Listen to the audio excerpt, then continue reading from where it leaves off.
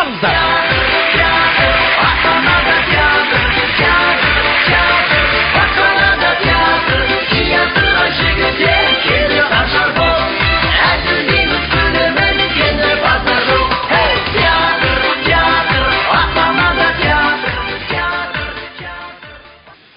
Осы кісі құртқан бәрін. Бүкіл өмірімді быт-шыт қылды.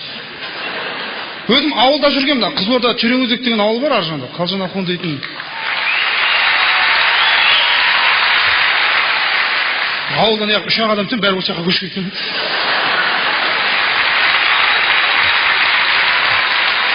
Сөйтіп, мектеп бітірдім ғой мен. Үшін басына бастап айтып берейін, былай болды, әңгіме бар ғой. Осы сахнаға қалай шықты деген әңгіме ғой бұл. Бұларда идеологиялық тұрғыдан деп.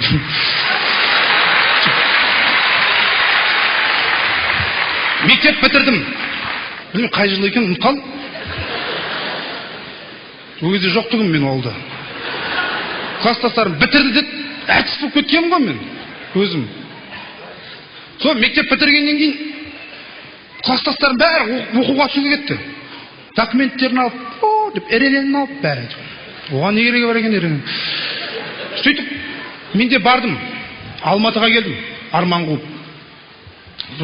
Бір аптада жүрдім, өзімше қуып кеттім бірақ. Профессор, мұғалімдердің алдына кіріп, емтихан тапсырасың. Сол менің кезегім еді, 14-ші ма шығам. Бүйтіп кірдім да, жаңа профессор айтты, не келдің деді. Не келгенсіз? Оқуға түсуге келдім. Сен бірінші душқа түсіп келеді ма?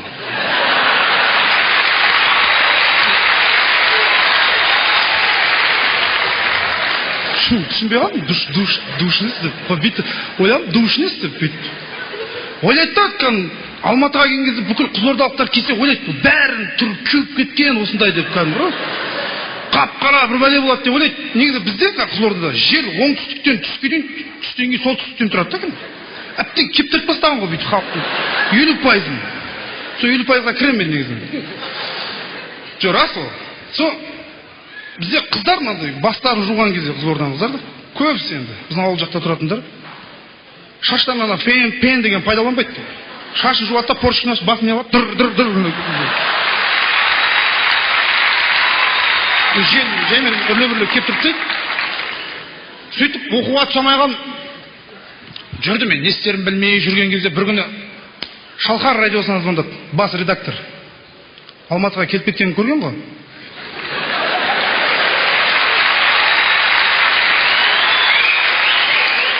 Бірден айттым, звондады. Алло, қалайсың, Қанат? Жақсы. Қанат, сен ауылда бос жүр екенсің, оқуға түсе алмапсың. Сен бізге жұмысқа келеді радиоға. Бейші болып. Ойлақпан, бейшісін естіп. Радиода қалай билейсің ғой? Одан нетсе болмайды ғой деп қоям өзімді. Сөйтіп жарайды деп келістім, әйтеуір. Сөйтіп жүрген кезде бір күн Тұрсынбек звондады. Қалады осы кісі. Көзі тірі, өзі тұр. Келді да бірден маған айтты. Звондап. Алло, Қанат, жақсы, қалай жағдайың? Жақсы. Қанат, сен бит, біз осы 23 сентябрьден бастап біз театр ашып жатырмыз деп. Енді не қылайын дедім. Бүйтіп айтқан жоқпын, сіздердің онда пантовать етіп отқан. Театр ашып жатырмыз деп. Ош? Соған біз мықты актерлар іздеп жатырмыз деп. Сен бізге театрдың ашылуына кел деп, 23 күні. Кел, бізге өнеріңді көрсетті, кетесің қайттан. Мен жарайды деп телефонды қойып қойдым. Ойладым, немен барам мен? Жұмыс істемейтін адамда ақша да көп қой. Сөйтіп ойладым енді. Қайттан звондадым, Тұрсынбек дедім. Да, не болды, Қанат? Қанат, Тұрсынбек, мен немен барам дедім ойға, немен барам? Айтсайшы, Астанаға немен барам мен? Сен былай істе, бізде актерлардың бәрі жан-жақтан алдырып жатыр, барлығы самолетпен келіп жатыр. Сен де пойызбен кел депті ма? Жарайды, пойызбен барсам барайын деп пойызға мініп алып барсам, кәдімгідей. Барсам аяқта деген мықты актерлар жоқ. Аманғали, телевизордан көрген адамдар ғой бәрі. Нұржан Тутов, Дәркен, көріп аузым ашылып, жағым айырылып кеткен анарда. Кірдім. Бізде біздің театрдың ерекшелігі деп түсіндірді кәдімгідей. Жұмысқа қабылдайтын адам ғой енді ол. Біздің театрдың бір ерекшелігі жалғыз адамнан шығып, өз өнерін көрсетіп, немесе бір адамға пародия жасау керек. Сен кімнің дауысын сала аласың деді. Өзімнің? Жоқ, тұрада өзінің дауысын салуға болмайды. Сен бір конкретно бір қарашы, сен ойлашы, мысалы, бізде Дәркен деді, елбасының дауысын салады деді. Қайрат Түнтековтің ананың дауысын салады. Мысалға, Олжас деді. Ол деген кәдімгі Иманғалидың жаңа Астана қаласының әкімінің кім бар тағы? Көп қой, Жүрсін Ерманның бәрінің дауысын салады. Ерболат кемпірдің дауысын салады деді. Аманғали иттің дауысын салады деді. Білесіз, Аманғали иттің дауысын салатын. Жақында Қызылордадан бір ит шықты, Аманғалидың дауысын салатын.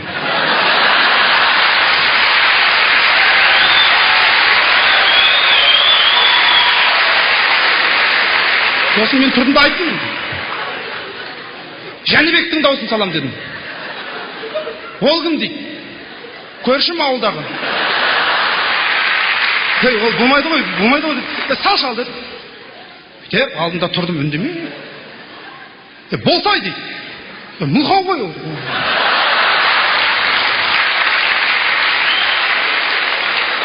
Қанат сенікі болмайды, мынау істеп жүрген тірлігің сен болмайды деді. Сен ойлашы, бірдеңе салуың керек қой сен. Не может быть деді маған. Может деп, автоматтың дауысын сала аламын дедім. Автомат? Сал деді. Қалай дейді.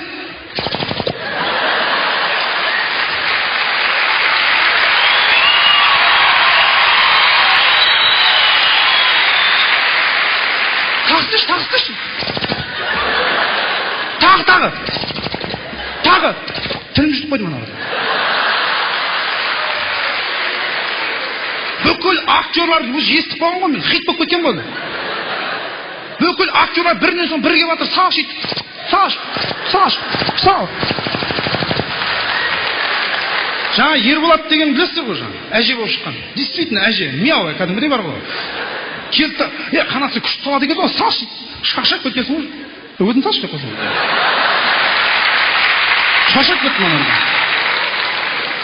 Сол не керек? Астанада конгресс холда кәдімгі концерт берді, автоматтың.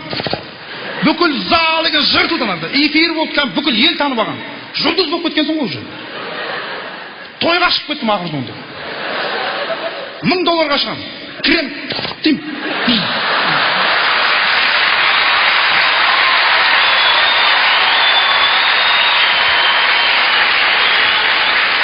Халық түсінбей атады дейді. Тағы дейді.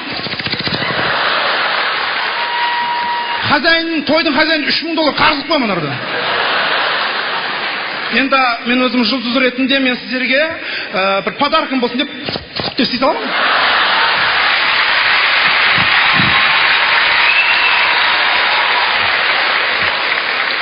Сөйтіп театрға кіріп кеттім. Құдайға шүкір әйтеуір. Мінекей менен бұрын сахнаға шыққан бірінші рет қой шыққан. Тұрсынбек бар, Нұржан Туытов деген ағамыз бар. Жаңа Ерболат, Аманғали деген жігіттердің арқасында құдайға шүкір сол кісілерден әйтеуір білмегенімді үйреніп, білгенімді үйретіп жүрмін әйтеуір.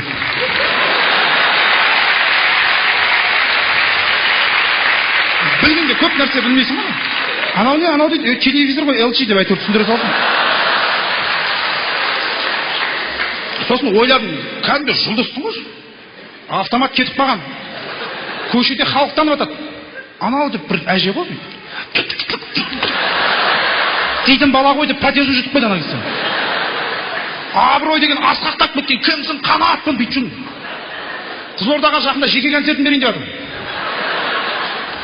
Концертте өзім суретім тұрады, ауыз былай. Концерт былай болады. Аты Қанат Әлжаппаровтың деген концерті дейді.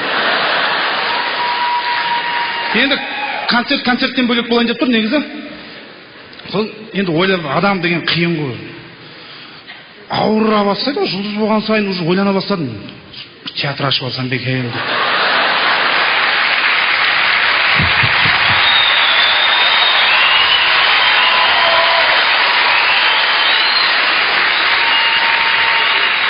Оны аштым. Қызылордаға барып, сентябрьде хит болды ма сентябрьде? Октябрьде бірден барып ашып тастадым. Не керек бар маған дедім, біреудің қарамағында жүріп дедім. Өзім неге өмір сүрмеймін мен дедім. Сөйтіп Қызылордаға барып 4-5 жігіт жинап алдым. Пистолеттің, танкінің дауысын салатын.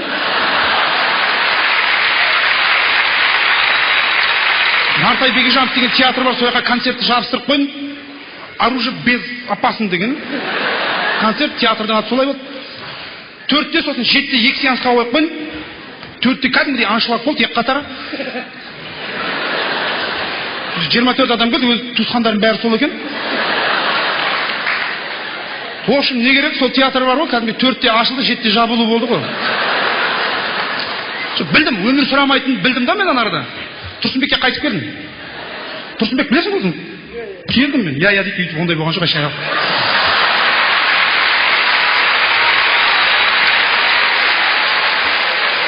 Тұрсынбекке келіп айттым. Тұрсынбек, мен театрымды білесің. Мен театр аштым, білесің. Барлық документ бәрі жақсы. Сен давай бүкіл артистермен кел дедім да қарамағыма. Сен не мазақ тұрсына бір бәле деп ұрысып тат. Сосын енді ұялдым да енді тәке дедім, кешір.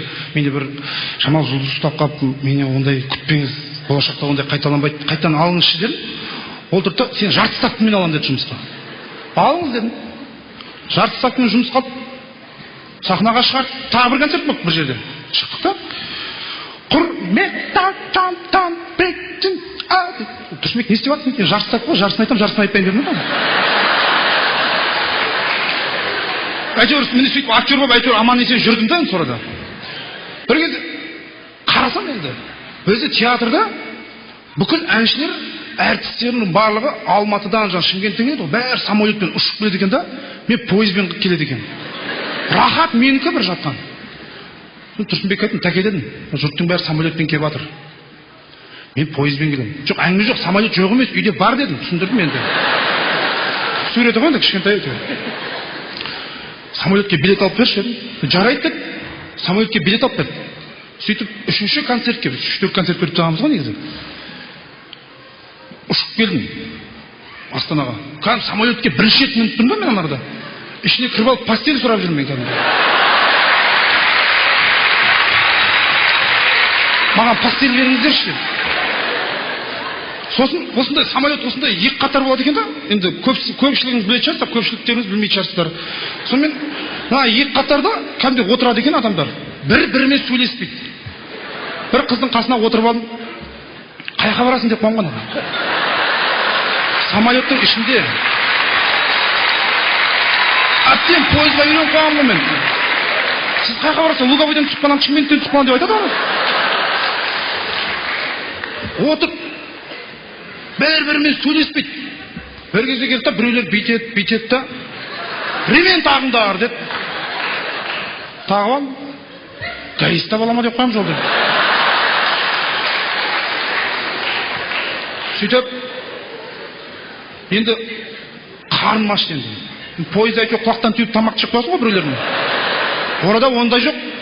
Бір кезде қасында бір әдемі қыз отыр екен да, танысып қояйықшы деді мына қызға. Чё дейді ана? Ничего, нормально.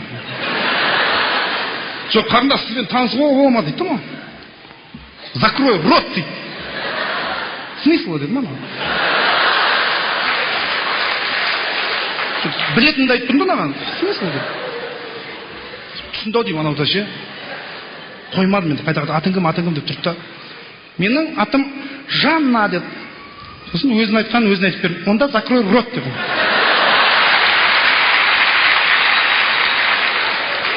Сөйтіп самолеттен түстім.